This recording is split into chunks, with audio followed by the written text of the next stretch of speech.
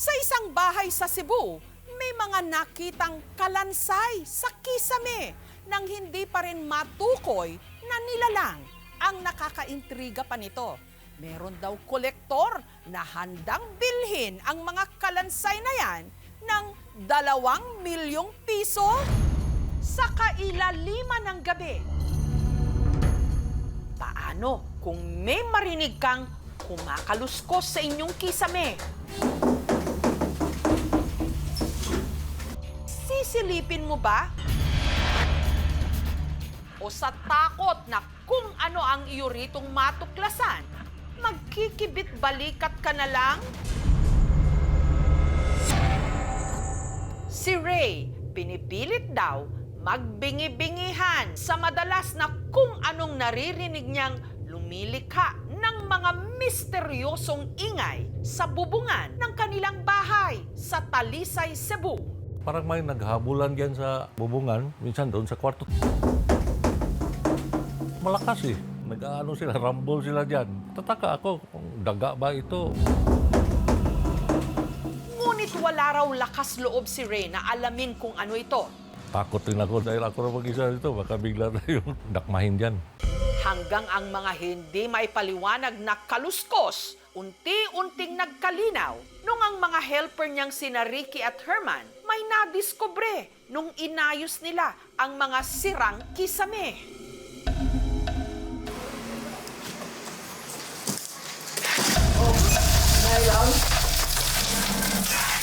Handa lang. Kaya ko nga. Bukog manak. Ang kalansay, halos 1.5 talampakan ang haba. Sinlaki ng kamao ng tao ang bungo na may nakausling parang pangil. Yung sa likod niya, kumpleto ang kuan niya, yung buto hanggang doon sa buntot. Yung ulo niya, iba naman ang itsura, elongated. Tapos sakit ng mata niya malaki. Ang ipinagtataka nila, meron man itong 2 paa, pero wala naman itong kapares na kamay. First time ko lang nakita yung ganyang klaseng kalansay. Sabi ko, ibang klase ito. Hindi naman aso ito, hindi naman pusa. Ang mga kapitbahay ni Ray, kanya-kanya ng haka-haka. Mura dyan siya kanggaro ba? Ang iyang forma, ang iyang shape. Para sa ako, buwas na langgam lang. Yun, mura dyan siya iring. Pero kung sina Ricky at Herman ang tatanungin, kumbinsido silang hindi ito basta-basta ordinaryong hayop, kundi mga labi ng maalamat na nilalang na matagal nang laman ng mga kwentong bayan sa Kabisayaan. Di kayong ko sarili ko nga 52 years old. Karoon pa yung kitag singbin. Ang sigbin, parang kangaroo na sinasabing umaatake tuwing gabi para sumipsip ng dugo ng bibiktimahin nito. Nagbabago raw ang anyo nito. Di umano, may abilidad na maglakad patalikod. Sa mitolohiyang Pilipino, ang sigbin ay isang uri ng halimaw na nagmumukhang hayop na nagiging tao. Kinakatakutan siya dahil ang pagkakaalam ng maraming Pilipino, may kapangyarihan ito na sumipsip ng dugo ng mga tao. Ang lolo raw ni Ricky na tiga Negros, madalas daw noong makainkwentro ng sigbin. Mao sige pakita na mo sa kaming sa iya mga apo. Nauna na ko pareha sa isig kanang bukog. Kung sigbin yan, kinain na ako dito. Ingon si Ricky nga, makasa lang na ano. Kuyaw lang na ka ng makasa kanila, pero di kami labot nila. Di nila may labot. Ayon kay Ricky, meron daw pala tandaan para makumpirma kung talaga bang sigbin ito. Ang mga sigbin daw kasi, kalimitan, may kapares. Sabi ng lolo na ko, pag umatay ang isa, mamatay sang isa sa dili pa layo, magtupad ra sila. Sabi niya, boss, tingnan natin. Kaya nagbabaka sakali silang galugarin pa ang kisame. Gipangita na mo siya dito sa pikas. Hanggang sa Sigaw na naman yung sila. Nandito na sir, kalansay. Yung mga piraso ninyo, sina Ricky, may nahanap ngang mga buto ng isa pang hindi nila matukoy na kung anong hayop o nilalang. Pero hindi katulad ng naunang natagpuang kalansay na halos buo pa. Ang pangalawang mga butong nahanap nila, halos pira-piraso na. Yung base sa bungo niya, parehas talaga. Elongated. Wala namang amoy. Dry na dry kasi siya. Dahil sa pagkakatuklas sa ikalawang kalansay, mas lumakas ngayon ang hinala nila na baka labi nga ng mga sigbin. Ang nadiskubre nila sa kisame. Dito, no?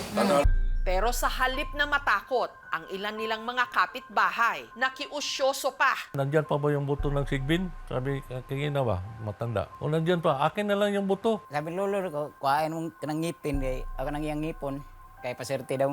Sa kanang sugal o kanang tambal. Pero tila kabaligtaran daw ang nangyari kay Ray. Imbes kasi na siya'y buenasin, ilang araw mula nung nakita ang mga buto. Ang kanyang mga binti, nagkasugat-sugat. Hindi ko naman malaman kung saan ang sugat na ito. Tapos naramdaman ko na sumakit siya. Lumaki yung hita ko, namumula. Isang araw hindi ako makalakad. Habang sina Ricky at Herman naman, parehong na-aksidente. Morto yung gistoryahan na pangil sigbin. Buwan mo yung ito. Dito may punta atong gitingsid kilid simbahan. Ito yung malaking sugat na pag-uwi namin, kwento namin parang may nagtulak sa amin, di namin alam. Sa kabila nito, wala raw balak si Ray na itapon o ipamigay ang mga buto. Kung may pira ako, kuhan ako ng, yung aquarium ba, lalagay ko siya doon para magandang tingin. Pero meron din daw agent na nakipag-ugnayan sa kanila na nagsabing interesadong bilhin ang mga natagpuang buto sa kanilang kisame. Kung totoo yan na sigbin talaga yan, bibilhin nila 2 million. 2 milyong piso para sa ganitong mga buto? Ano ba talaga ang mga butong ito? Kita ko yung elongated yung head feature niya. Then yung eye socket niya, it's unusually large, which fits sa... Ang mga kalansay sa kisame ni Ray, patunay ba talaga sa matagal ng mga kwento-kwento sa Kabisayaan tungkol sa mga sigbin? Hindi naman aso ito, hindi naman pusa. Bubuuin na natin ang misteryosong kwentong ito sa aming pagbabalik. Dito, no? Ano kaya ang susunod na mangyayari? Tweet na gamit ang hashtag KMJS20. Tagos hanggang buto ang nararamdamang kilabot ni Ray nung sa kisame ng kanyang bahay sa Cebu. May nadiskubring mga buto ng kung anong hindi pa nila matukoy na nilalang. Yung ulo niya, iba naman ang itsura, elongated. Sakit ng mata niya, malaki. Yung nuso niya, nandun yung pangil. Pero ang ipinagtataka nila, may 2 itong paa. Pero wala namang mga kamay. Ngayon lang, sa first time ko lang nakita yung ganyang klaseng kalansay. Hindi naman aso ito, hindi naman pusa. Kaya ang iba, lumakas ang kutob. Mga buto raw ito ng napakaila pero matagal nang pinaniniwalaan at kinatatakutan din ng mga sigbin. Dito, no? Dahil sa mga haka-haka na buto ng sigbin ang nadiskubre sa kisame ni Ray, may ilang nagka-interes. May nagkuhan sa akin, tumawag na anonymous agent daw siya. Di ba mayroon kang kuhan yan, kalansay ng sabi sigbin? Kung totoo yan, sigbin talaga yan, bibilin din nila ng 2 million. Nagpasilaw ba si Ray sa inaalok na napakalaking halaga? Sabi ko, huwag ka nang tumawag dahil ayaw ko talaga ibibinta. Hindi raw sa tumatanggi si Ray sa grasya, pero dahil meron daw siyang makatindig balahibong na panaginipan. 2 gabi na naginip ako. So, may mata sila, kasalita sila, English. You have this thing, do not sell, do not dispose, or you will meet a bad consequences. Nagising ako, pawis na pawis ako. Samantala, nitong Biyernes, ang veterinarian sinadya ang mga kalansay sa bahay ni Ray. Magdiferensya sad na sila, depende sad sa age. Kung bata pa, syempre, ang mga features niya, dili pa man siya fully mature. So, dili yun siya kanang ingan na ka emphasize siguro ang iya head, kay bata pa siya. At base sa kanilang inisyal na pagsusuri ang mga buto,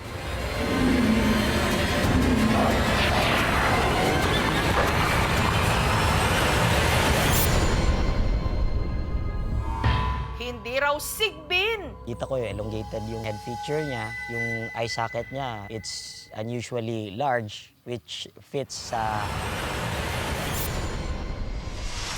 feature talaga ng cat. Kasi it was designed like that for the eyes of the cat to fit.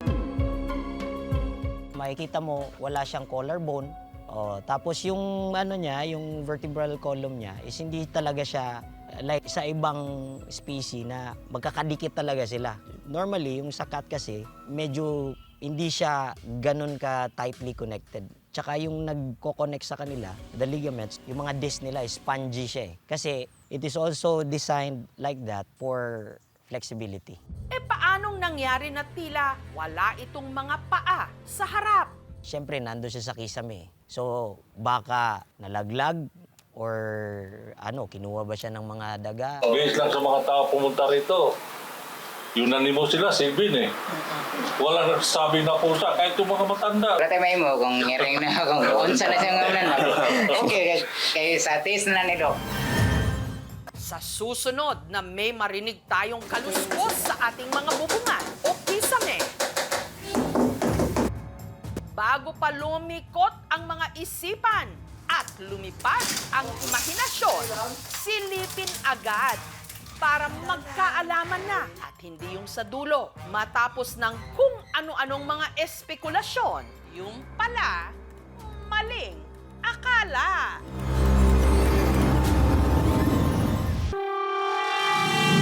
Sa Cebu, isa na namang bata ang natusok ang mata. Diyos mio, paano ba maiiwasan ang mga aksidenteng katulad nito? Napapapikit ng mata sa kaba ang mga residente ng Barangay Apas sa Cebu City habang sinasaklolohan ng mga rescuer ang batang ito. Maselan kasi ang lagay ng biktima matapos sumabit at natuhog ang kaliwa niyang mata ng isang bumagsak na bakal o kung tawagin, kabilya.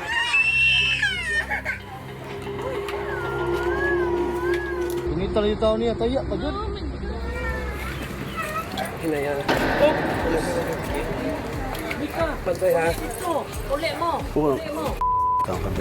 Makaawa yun. Takitan jud ko. Siyempre ka na nakuyawan dyan. Medyo kayo hindi magtuong ako ito yung mahitabo sa iya ha. Disgrasya gid.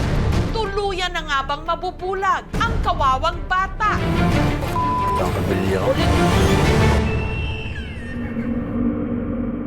Ang biktima, ang grade 2 pupil na si Vincent. Kwento ng kaklase niyang si Maricel. Pauwi raw sila noon galing ng eskwelahan nung nangyari ang aksidente. Naglalakad kami pero siya po itong nag-una. Ang kanilang dinaanan, ang eskinitang ito sa sitio Santo Niño.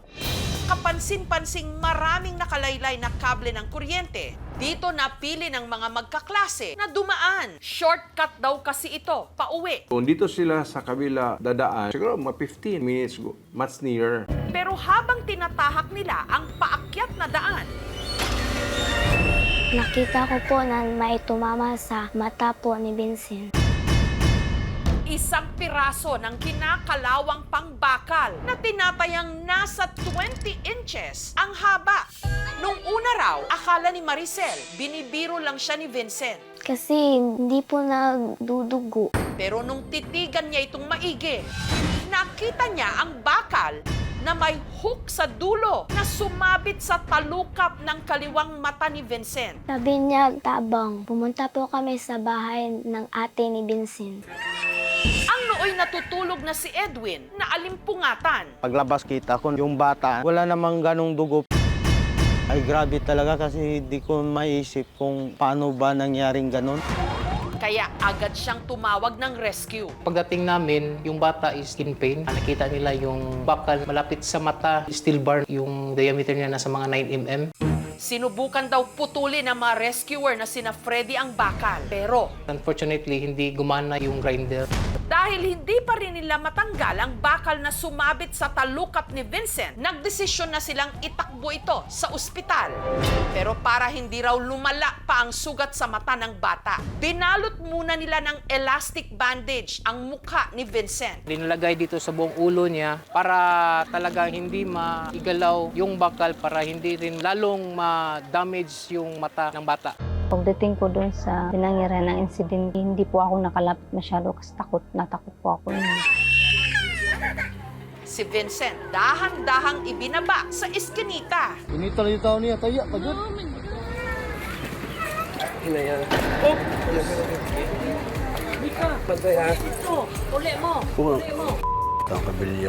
Aawa talaga. Iniisip ko, maapektuhan yung mata. Baka mabulag. Natakot siya naiiyak din. Paano bang mangyari sa kanya? Pero teka, saan ba galing ang bakal na sumabit sa mata ng bata? Ang bakal nakadikit daw noon sa isang kahoy para pagsabitan ng mga lumalaylay na kable ng kuryente. Yung kabilya, nakalagay dito sa wiring na to, tapos doon sa nakahook. At ang naglagay nito doon, ang tatay ni Edwin. Nilagay ito ng pagkatapos ng audit kasi halos mga kawa dito, bumagsak talaga.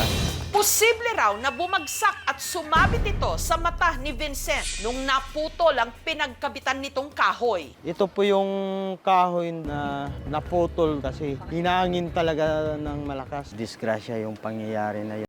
Samantala, dahil sa sela ng kondisyon ni Vincent, hindi siya agad na operahan. Ang nakatusok na bakal sa kaliwa niyang mata, tumagal pa ng isang araw. Hindi pa din yung sakit. Namamagay yung kaliwang mata niya. Umikip ka agad yung dibdib ko. Ako nang umiyak. Meron talagang eyelid injury. Yung curve nung bakal, it went in and out. It's only the lids and external lang naman siya. Importante lang daw, matanggal yung bakal.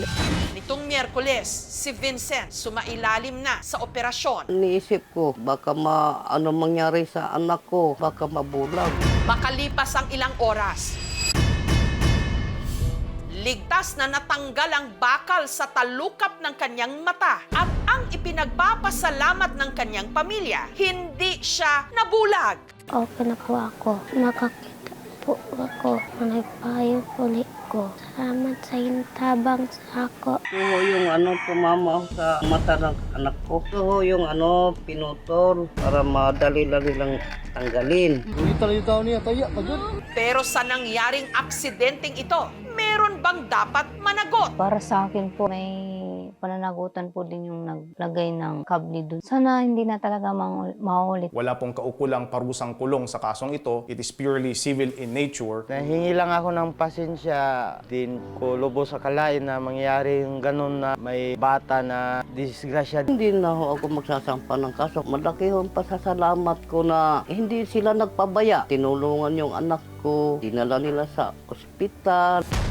I bought some wires para lang siayos yung mga wire nga kailangan ayusin. Just to make sure nga talagang wala nang mangyari na ganon klase insidente. Mag-hazard assessment kami, hindi na maulit, wala tayong posibleng mga casualties. Ngayon pa lang, mga magulang at mga kabarangay, suriin po ang inyong mga paligid. Siguraduhing ligtas. Pinita rin tao niya, taya, pagod. Lalo na para sa mga bata, para sa panganib, hindi takaw sabit. Thank you for watching, mga kapuso. Kung nagustuhan niyo po ang videong ito, subscribe na sa GMA Public Affairs YouTube channel. And don't forget to hit the bell button for our latest updates.